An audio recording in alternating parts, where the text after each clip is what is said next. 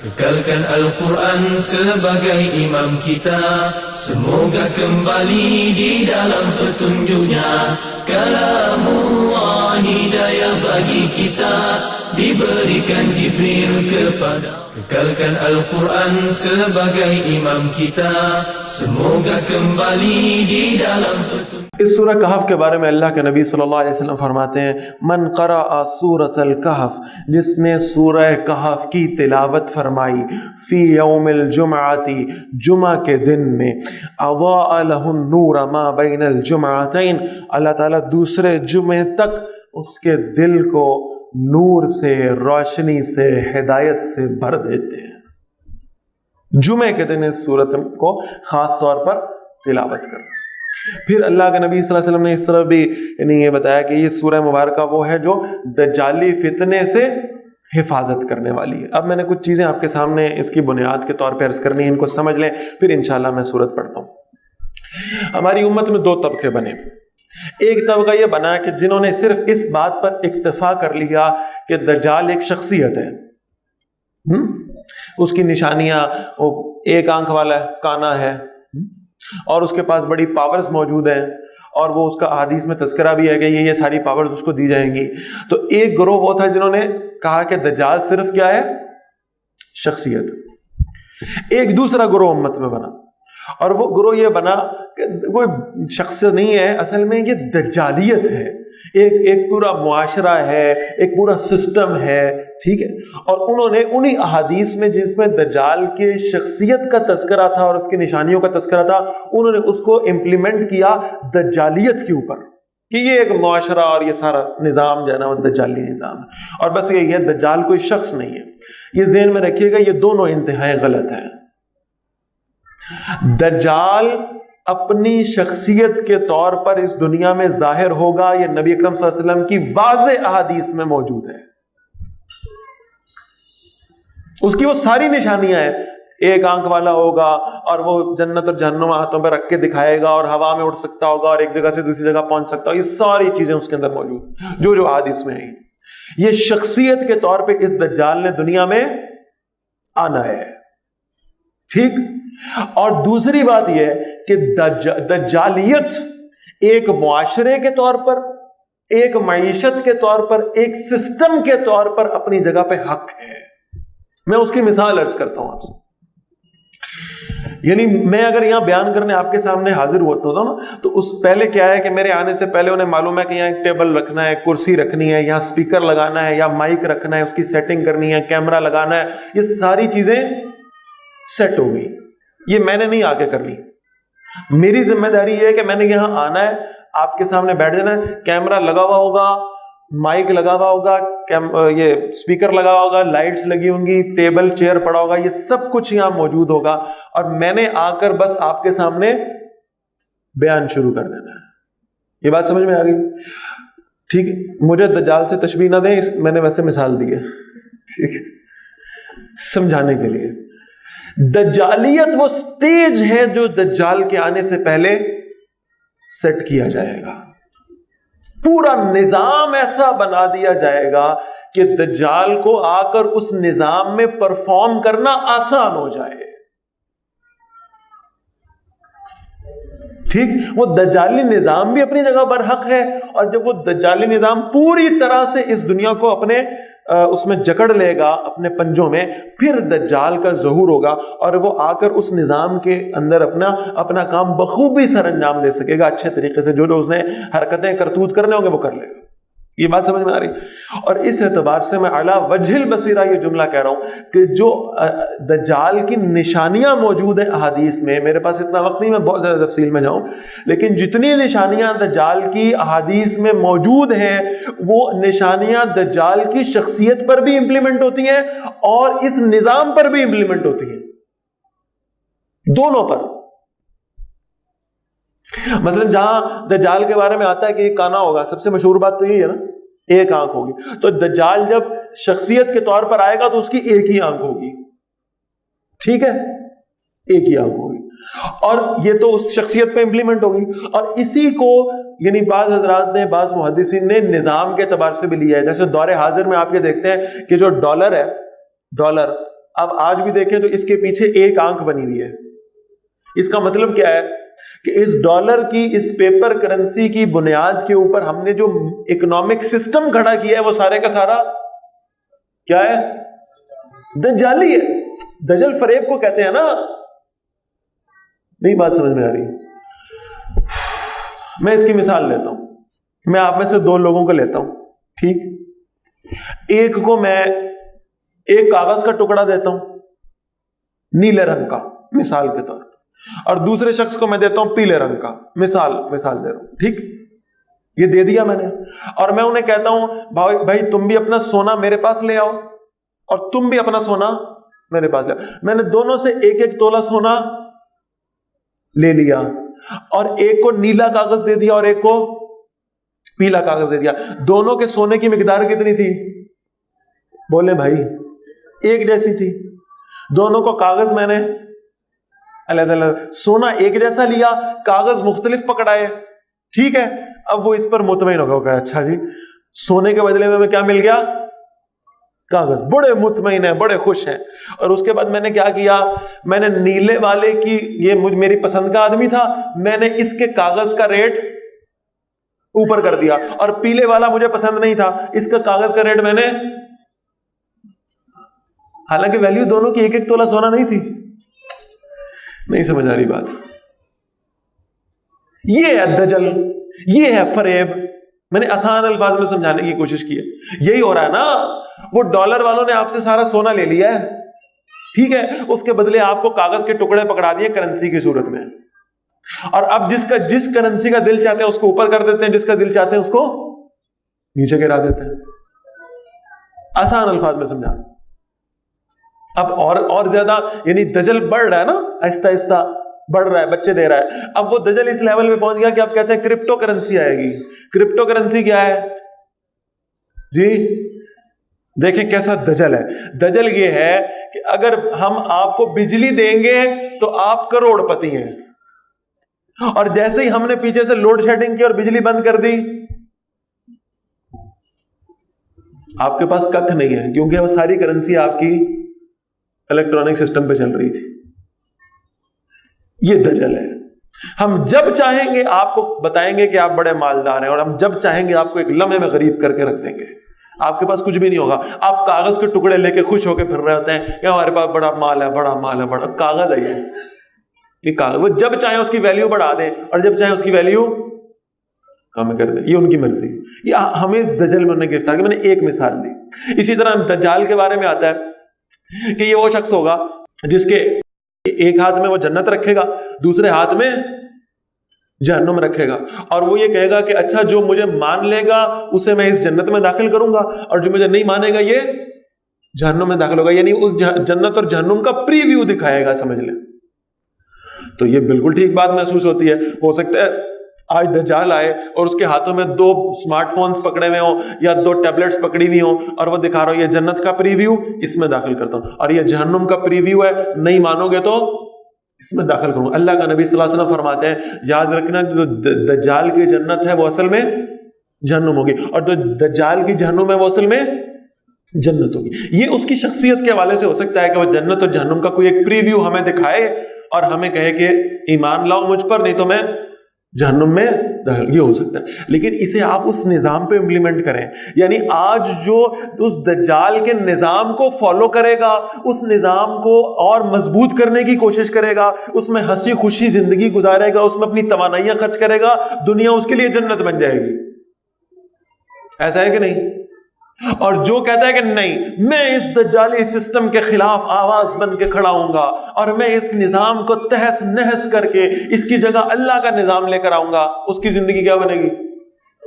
اس کو لوگ پھولوں کے ہار پہنائیں گے, اس کی زندگی جہنم بنا دی جائے گی, اس کے لیے مشکلیں آئیں گی, اس کے لیے مصیبتیں آئیں گی. کیسا سسٹم انہوں نے کریٹ کر دیا. آج جو حرام کھائے گا وہ کروڑوں میں کھیلے گا, اور جو حلال کھائے گا فاقے کاٹے گا. آ رہی ہے بات سمجھ کی نہیں آ رہی؟ یہ ہوا. یعنی وہی احادیث، میں نے صرف 2 مثالیں دی ہیں وقت کی کمی کی وجہ سے، وہی احادیث جن میں نشانی آ رہی ہیں، وہ نشانیاں یعنی اپنے ظاہری اطلاق کے اعتبار سے دجال کی شخصیت پہ لگیں گی، اور اپنے یعنی مفہوم کے اعتبار سے دجالیت کے نظام پر لگیں گی۔ بات آ رہی ہے سمجھ یا نہیں آ رہی؟ تو یہ اس دجال نے آنا ہے، دنیا میں ظاہر ہونا ہے، اس میں تو کوئی شک نہیں ہے کہ دجالیت کا نظام آ چکا، کوئی شک نہیں ہے۔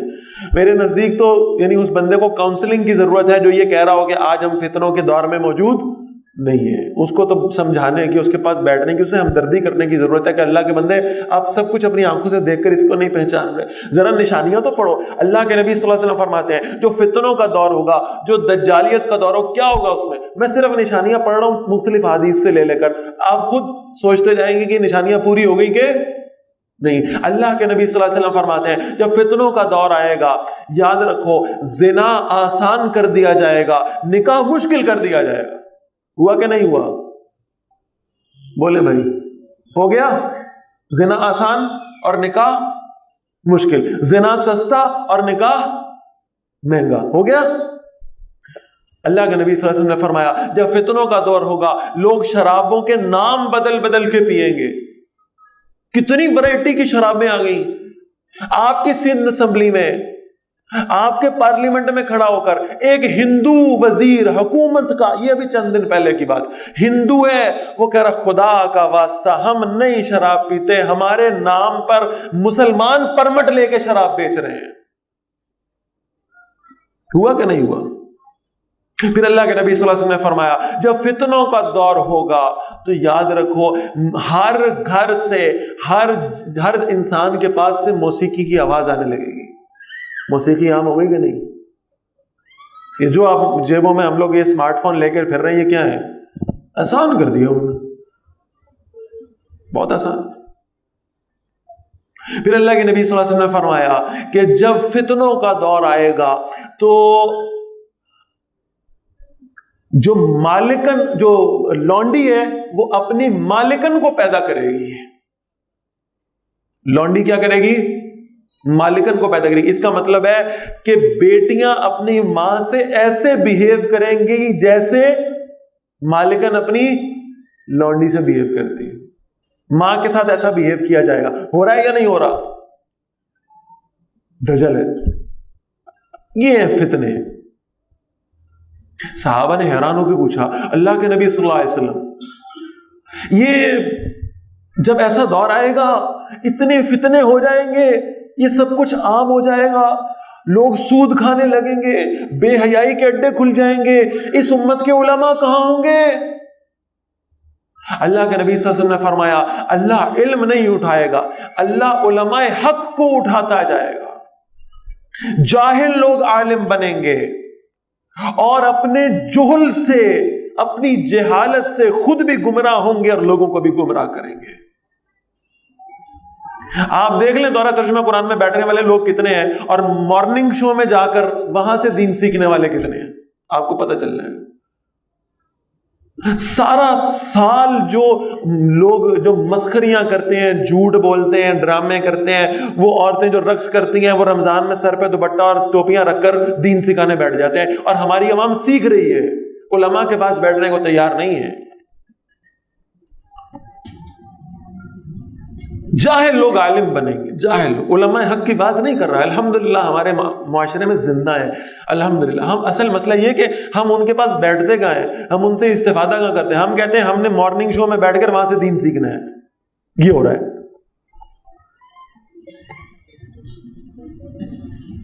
تو اس میں تو کوئی شک میرا خیال ہے نہیں رہ گیا کہ ہم فتنوں کے دور میں موجود ہیں، اور میں علی وجہ البصیرہ یہ کہہ رہا ہوں کہ یہ اب بالکل اپنے آخر کی طرف یہ معاملہ جا رہا ہے۔ معلوم یہ ہوتا ہے کہ حضرت مہدی کا جو ظہور ہے وہ بہت قریب، بہت قریب ہے، بہت قریب ہے انشاءاللہ۔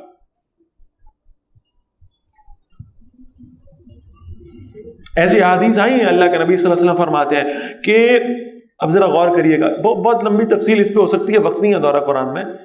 اللہ کے نبی صلی اللہ علیہ وسلم فرماتے ہیں اللہ نے ہر امت کو ایک ایک دن تو دیا ہے، اور مجھے امید ہے اللہ میری امت کو 1.5 دن عطا فرمائے گا۔ کتنے دن؟ 1.5 دن۔ قیامت کا ایک دن دنیا کے 1000 سال کے برابر، 1000 سال کے برابر.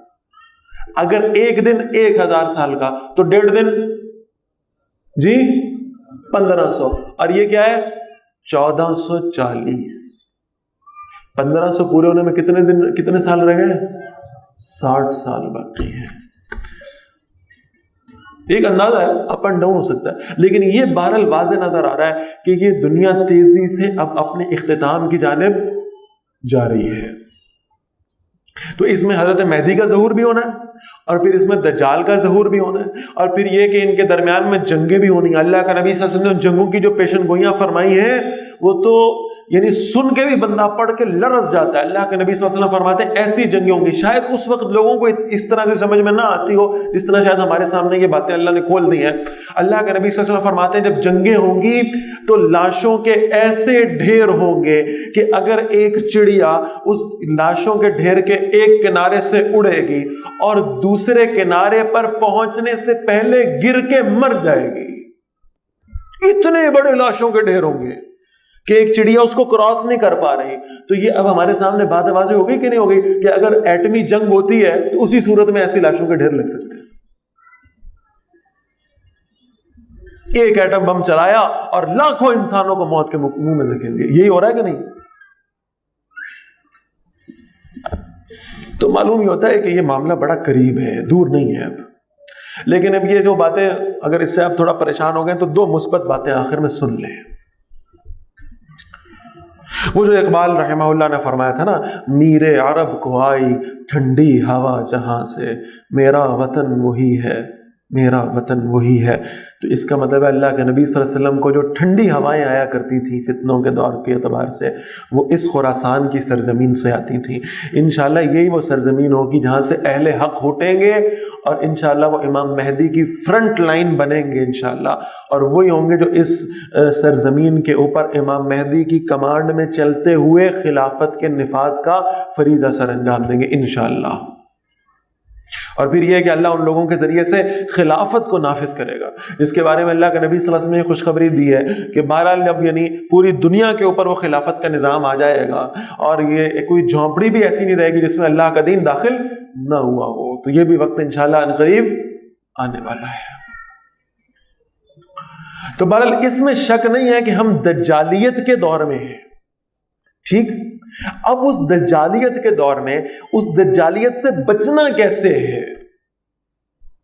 اس وقت میرے پاس وقت نہیں ہے کہ میں اس پہ بحث کروں کہ وہ بعض حضرات نے جو لکھا ہے کہ وہ، اور اس پہ بڑی بڑی تحقیق ہے. یہ پھر انشاءاللہ آپ میں سے جو حضرات آئیں گے ہمارے پاس کورسز کرنے کے لیے، ان کے ساتھ اس پہ تفصیلی ابحاث ہوں گی انشاءاللہ کہ وہ یعنی کیسے انہوں نے یہ خیال ظاہر کیا ہے کہ دجال اس وقت زندہ. اس لیے کہ بہرحال کچھ صحابہ کی ملاقات ہوئی ہے، اس پہ واضح احادیث موجود ہیں کہ ایک صحابی ایسے ہیں جو اسلام لانے سے پہلے عیسائی تھے، اور وہ ایک سفر کرتے کرتے گئے اور ایک راستے میں طوفان آ گیا، پھر انہیں ایک جزیرہ نظر آیا، اس جزیرے پہ وہ رکے ہیں، اور اس جزیرے پہ رک کے وہ انہوں نے دیکھا کہ بڑی عجیب و غریب سی مخلوق تھی جو انہیں گرجے کے اندر لے گئی.